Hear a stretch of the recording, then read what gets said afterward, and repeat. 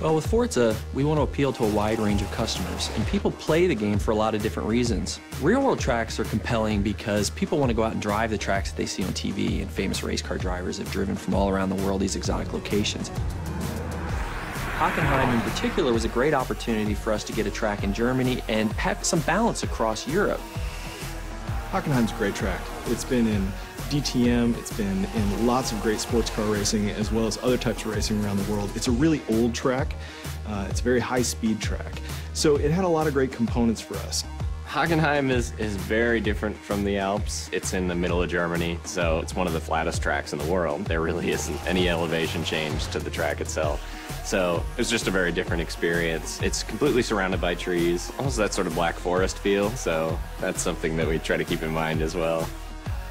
Last year, Turn 10 Studios traveled to Germany to capture the track to bring it to life in Forza Motorsport 4. First thing we wanted to do was drive around the track and get multiple perspectives of video for reference, and that really helps us get a good feeling for the track and help the other artists that weren't fortunate enough to come on the trip to get a real perspective of how things correlate to one another. My plan was to capture every square inch of this place, from the smallest details like tire skids to spherical panoramas. Between the three of us, I would estimate that we won't be leaving this track with less than 10,000 photos. We have many different techniques for capturing the track. One of them is that we lay down GPS splines. So we'll actually walk or drive around the track with different GPS devices so that we can accurately reproduce the topography and the camber of the track.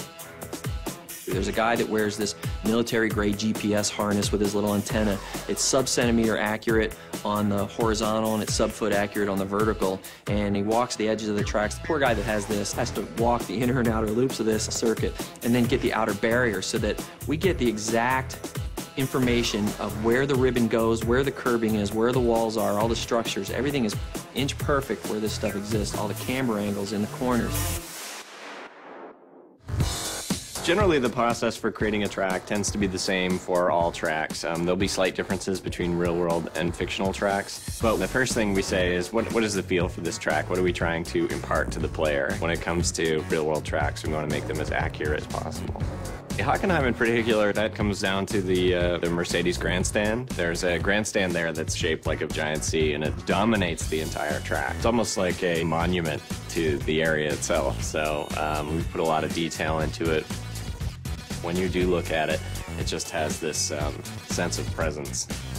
When we feel this is really solid, we move on to the next stage, which is your refine phase, and we start doing our textures. So basically everything is there and to a level that we would consider shippable, but may not have that extra level of sparkle that we want it to. And then we take it into the polish phase, which is where all the love comes in. We get in and we model all the little details, where we try and say, okay, at this point, we know a lot of people are going to hit this corner, so we're actually going to scuff this corner up a little bit so that it's got a little bit of that character to it. For the ultimate test, we'll bring in pro race drivers, guys like Gunnar Jeanette, who've actually raced on a lot of these tracks, to give us his feedback. Because it can be inch perfect, but he can be like, you know, I use this brake marker, this rubber strip, right before the curbing on this, and then I turn, and this seems like it's happening just a little bit late, or this bump isn't quite bad enough. This upsets my car when I go in over here. So we go in there and we make sure we get all those little subtleties right as well. So when you're racing a track like Hockenheim in the game, it's going to feel and look just like it does in the real world to real drivers.